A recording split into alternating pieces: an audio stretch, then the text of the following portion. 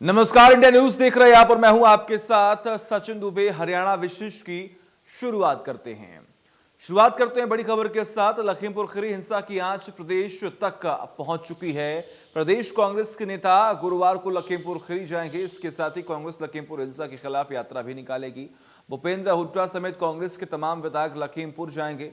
प्रभारी विवेक बंसल, प्रदेश अध्यक्ष कुमारी सैलजा भी साथ में मौजूद होंगे।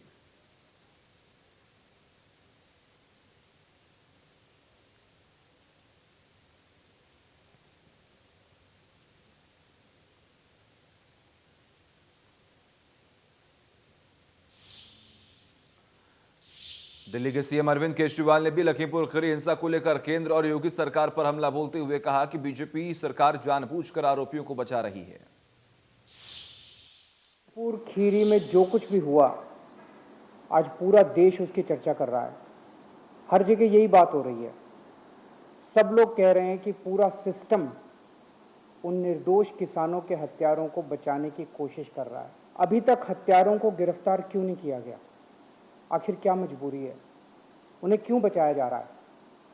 हत्यारों ने दिन दहाड़े इतनी भीड़ के सामने किसानों को अपनी गाड़ी से कुचल दिया और फिर भी अभी तक हत्यारों की गिरफ्तारी नहीं हुई है। उन्हें क्यों बचाया जा रहा है? सरेआम इतनी भीड़ के सामने कोई इतने लोगों को रौंदते हुए निकल जाए और पूरा सिस्टम उस हत्यारे के सामने नतमस्तक होके घुटने टेक के उसे बचाने में लग जाए, ऐसा तो हिंदी फिल्मों में देखा करते थे।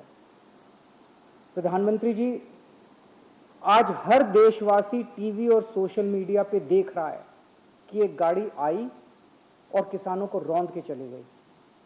जिस तरह से पूरी सरकार हत्यारों को बचाने में लगी है, इस सब से क्या संदेश दिया जा रहा है कि अगर आप कोई नेता हो या अमीर हो तो आप अपनी गाड़ी से किसी को भी कुचल सकते हो। उस गाड़ी ने सिर्फ वहां मौजूद किसानों को नहीं कुचला, बल्कि इस देश के सभी किसानों को कुचला है। लखीमपुर खीरी में जो कुछ भी हुआ, आज पूरा देश उसकी चर्चा कर रहा है। हर जगह यही बात हो रही है। सब लोग कह रहे हैं कि पूरा सिस्टम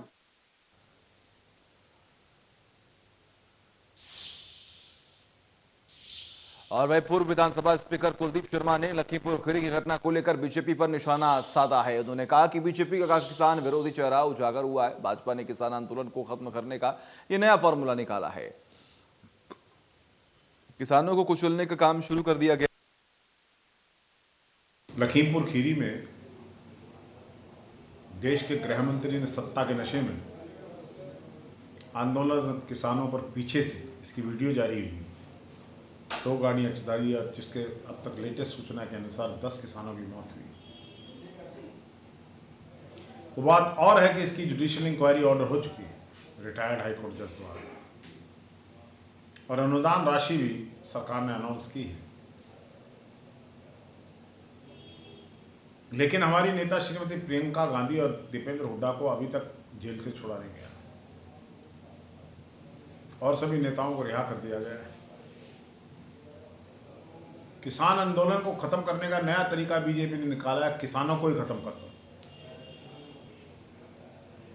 ये जलियांवाला बाग की याद दिला रहा है। जिस तरह सिंगल एंट्री से अंग्रेजों ने कब्जा करके फायरिंग करी, लोगों के पास भागने की कोई जगह नहीं थी, इसी तरह बीजेपी के सत्ता में चूर लोगों की गाड़ियां लोगों के ऊपर से गुजर गई, 10 आदमी मारे गए।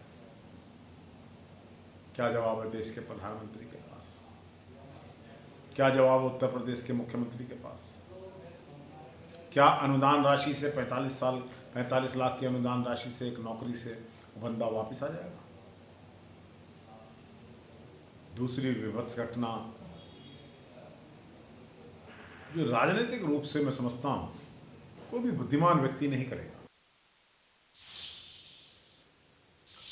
लखीमपुर खीरी हिंसा को लेकर सियासत लगातार तेज हो रही है। प्रदेश के गृह मंत्री अनिल विज ने विपक्ष को नसीहत देते हुए कहा कि कोई भी ऐसा बयान न दे जिससे माहौल बिगड़े।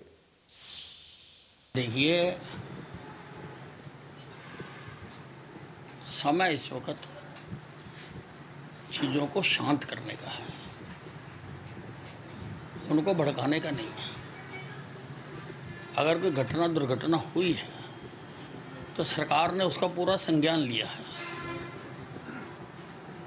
और किसानों के साथ बाकायदा सारी बातचीत की गई है।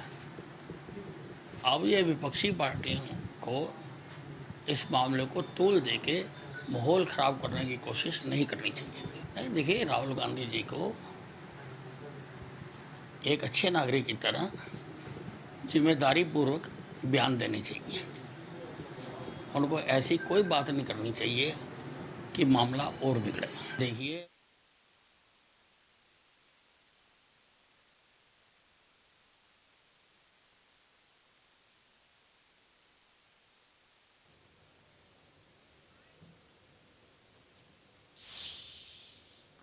और वही कृषि मंत्री जेपी दलाल ने लखीमपुर खीरी हिंसा को लेकर कहा है कि जांच आयोग की रिपोर्ट में जो दोषी होगा उसको सजा मिलेगी। लखीमपुर में जो कुछ हुआ है वो उसकी मैं निंदा करता हूं और जिस तरह से जांच आयोग बैठाया गया है, एफआईआर दर्ज हो गई है, जिसकी जो गलती होगी, कानून का शासन है इस देश में, कानून अपना काम करेगा, जिसकी गलती होगी उसको सजा मिलेगी।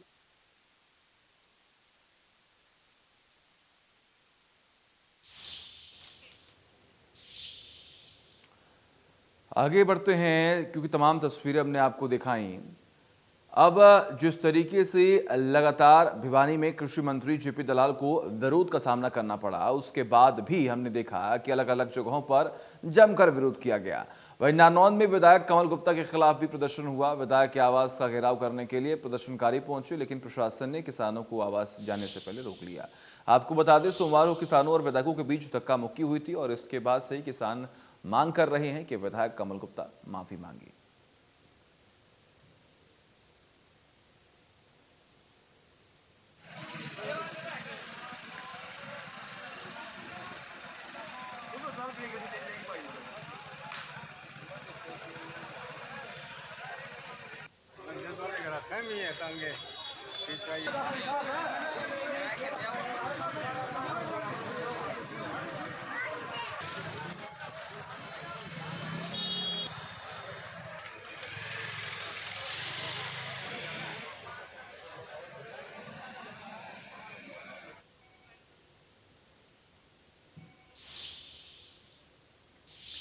और वही भिवानी में कृषि मंत्री जेपी दलाल को विरोध का सामना करना पड़ा। करीब 4 घंटे तक किसान संगठनों के प्रतिनिधियों ने कॉलेज का घेराव किया। हालांकि कृषि मंत्री का कहना है कि किसान हमारे माई बाप हैं और जत्थेदार जो कर रहे हैं वो गलत है और आंदोलन में गलत आदमी घुस आए हैं।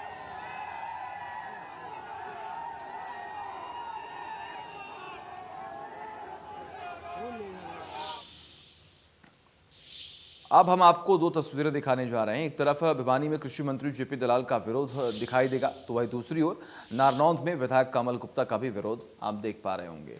तो भिवानी और नारनौंद में दोनों जगहों पर लगातार नेताओं का विरोध किया जा रहा है, नारेबाजी की जा रही है।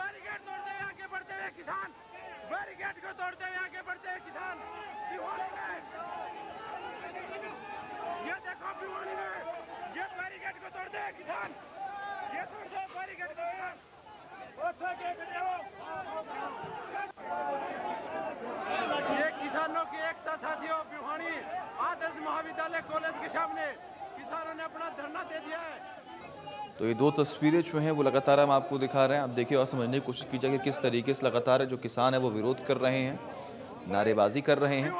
भिवानी और नारनौंद की ये 2 तस्वीरें आपके सामने हैं।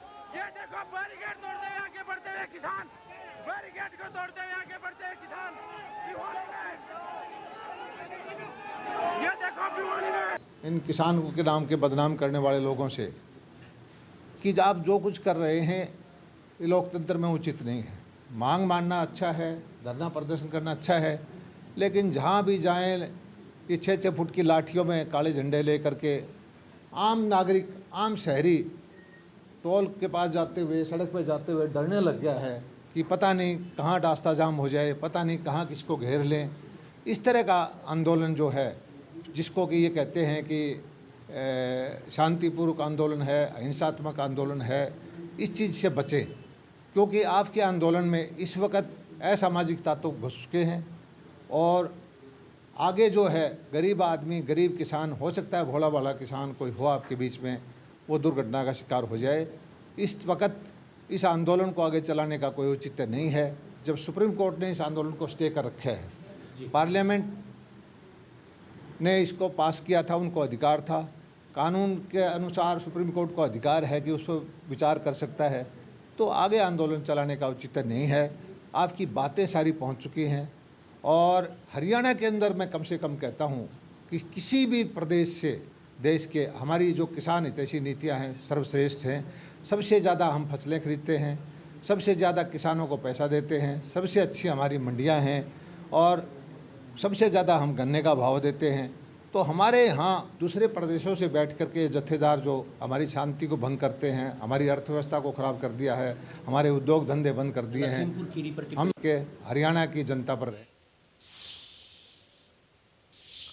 और वही कृषि मंत्री को भले ही विरोध का सामना करना पड़ा हो, लेकिन उनका कहना है कि सरकार लगातार किसान हित में कदम उठा रही है और धान खरीद को लेकर भी सरकार एक्शन में है और फसल का भुगतान किसानों को सीधे खाते में किया जा रहा है। ने ये फैसला किया है कि कम से कम 7 क्विंटल बाजरा, 17.5 मन और ज़्यादा से ज़्यादा 25 मन, एवरेज इसी के बीच में आती है। एक आध हो सकता है कम में हो जाए, एक आध हो सकता है कि इससे ज़्यादा भी हो जाए। इसके हिसाब से कल से हम प्रत्येक किसान के, ना उसका मंडी में बाजरा लाना, ना उसने कोई कागज़ देना, ना उसने कुछ करना, खाता नंबर हमने उनका ले लिया है। कम से कम 4200 रुपये, ज़्यादा से ज़्यादा 6000 रुपये कल से डालना शुरू कर देंगे। अगले पूरे हफ्ते में हम लगभग 500 करोड़ रुपये बाजरा किसानों के खाते में डाल देंगे। उसको अगली बिजाई जो करनी है, उसको खाद खरीदनी है, सरसों का बीज खरीदना है या और कोई काम करना है, जुताई करानी है, उसकी जेब में 4-5 एकड़ का किसान भी होगा तो 25-30 हज़ार रुपये उसके खाते में आ जाएंगे। और बाजरे का भाव हमने जिस दिन ये फैसला किया था, मार्केट में 1650 रुपये था, 600 रुपये दे करके हमने 2250 रुपये मैच कर दिया था। और अगर भाव नीचे आता है तो हम जो है बाज़ार में इंटरवेन करेंगे, क्योंकि हमारी खुद की ज़रूरत जो है 2 लाख के आसपास मीट्रिक टन बाजरा हम खुद भी खरीदेंगे, तो किसान को किसी तरह का घाटा नहीं होगा। बारिश जो है अनपेक्षित है, बारिश का इस मौसम में कभी होती नहीं थी, ये बात मानते हैं। किसान की फसल खराब हुई, मैंने मुख्यमंत्री जी से बात की और स्वतः हमने संज्ञान ले करके, हमारे मुख्यमंत्री जी मनोहर लाल जी का मैं धन्यवाद अदा करता हूं कि उन्होंने आदेश कर दिए कि जितने भी किसान हैं, मूंग वाले, कपास वाले, उनकी गिरदावरी कर दी जाए और उनको जो हमारा नीति है 12,000 रुपये प्रति एकड़ के हिसाब से फसल की खराबे की, उनका मुआवजा दिया जाए। और जो बीमा वाले किसान हैं, वो क्रॉप कटिंग होगी, अब चल ही रही है, उन किसानों को पहले भी भिवानी ज़िले को लगभग 187-200 करोड़ रुपए पिछली फसल में दिया था। और फसल इस बार भी बहुत ज़्यादा ख़राब है, कपास की भी ख़राब है, मूंग की ख़राब है, बाजरा की ख़राब है, ग्वार की ख़राब है। हर एक किसान को हम ज़रूर कहीं न कहीं किसी न किसी रास्ते से मदद करेंगे, क्योंकि किसान बेचारा 6 महीने अपना पसीना बहा करके, मेहनत कर करके ये आखिरी टाइम फसल ले जाने का जब वक्त आता है, बड़े दुख की घड़ी है। अप्राकृतिक जो बारिश हुई है गलत मौसम पे, इससे किसान को नुकसान हुआ है, लेकिन हम जो मदद कर सकते हैं स्वतः संज्ञान लेकर के हरियाणा सरकार।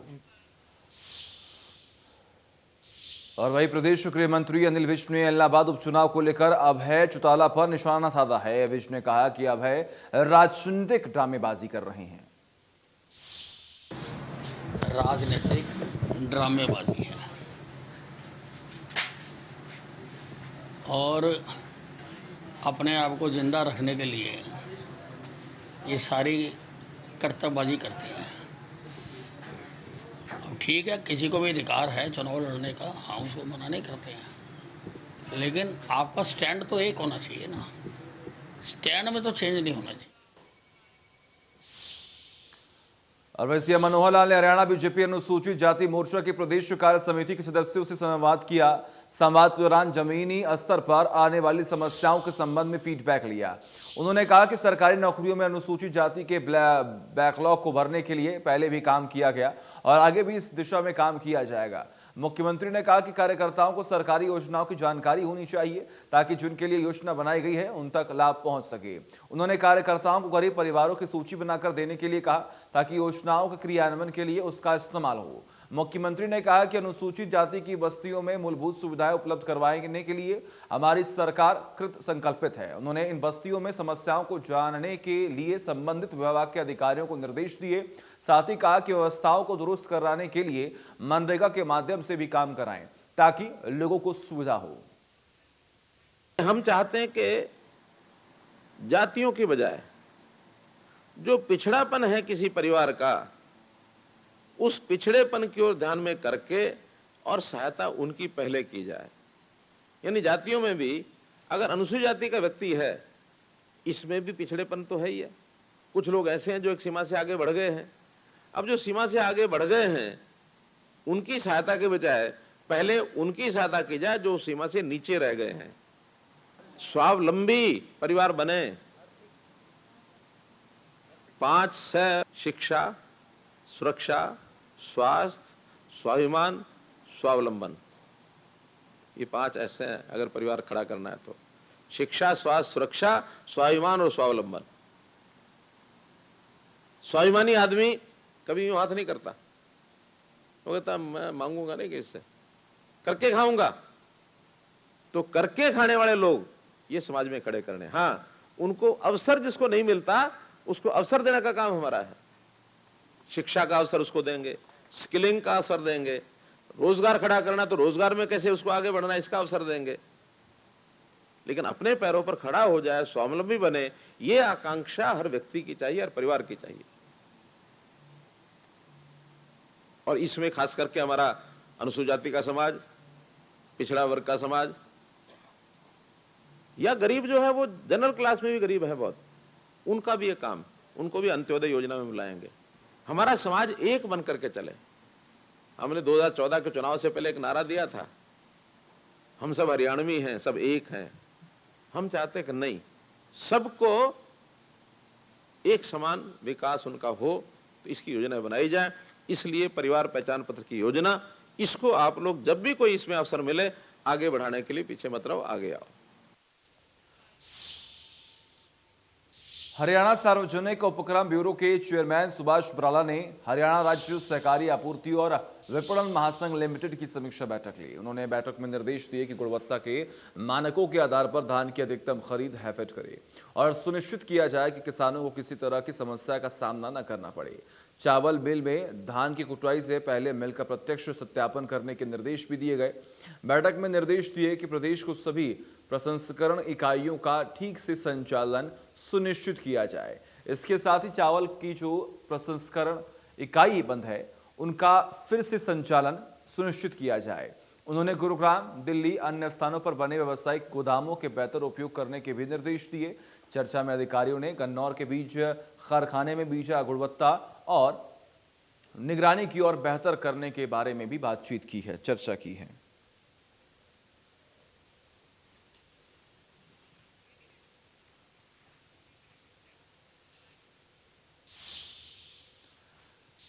हरियाणा के खेल राज्य मंत्री संदीप सिंह ने चंडीगढ़ में कई खेलों में अच्छा प्रदर्शन करने वाले 24 खिलाड़ियों को जूनियर कोच के नियुक्त पत्र सौंपे।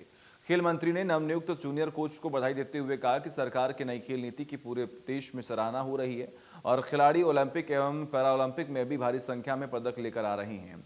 इसके अलावा नेशनल और इंटरनेशनल स्तर पर भी प्रदेश का गौरव बढ़ा रहे।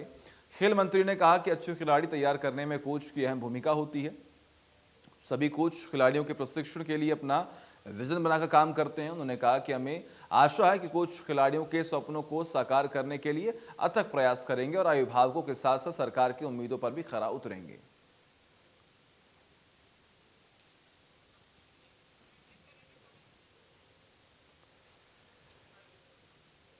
तो 24 खिलाड़ी जूनियर कोच बनाए गए हैं और इसमें साफ तौर पर खेल मंत्री की तरफ से जिक्र किया गया है कि जो रणनीति, जो प्लानिंग हरियाणा प्रदेश में चलाई जा रही है उसकी तारीफ चारों जगह हो रही है और उसी के आधार पर हम आने वाले वक्त में अब काम भी किया जाएगा।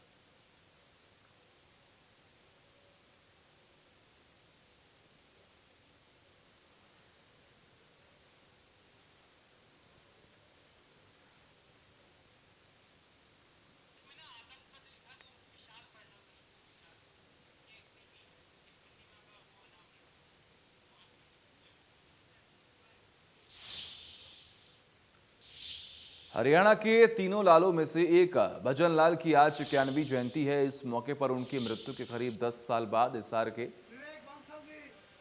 आदमपुर कस्बे में उनकी विशाल प्रतिमा का अनावरण किया गया। एक कार्यक्रम में कांग्रेस के नेता राहुल गांधी ने वर्चुअल तरीके से प्रतिमा का अनावरण भी किया है।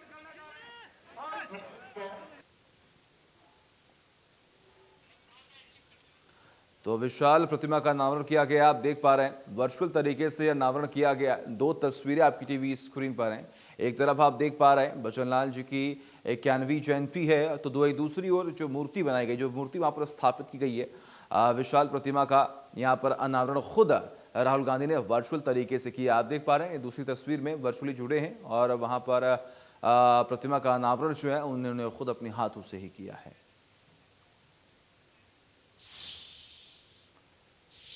चलिए वक्त एक छोटे से ब्रेक का, खबरों का सिलसिला लगातार जारी है।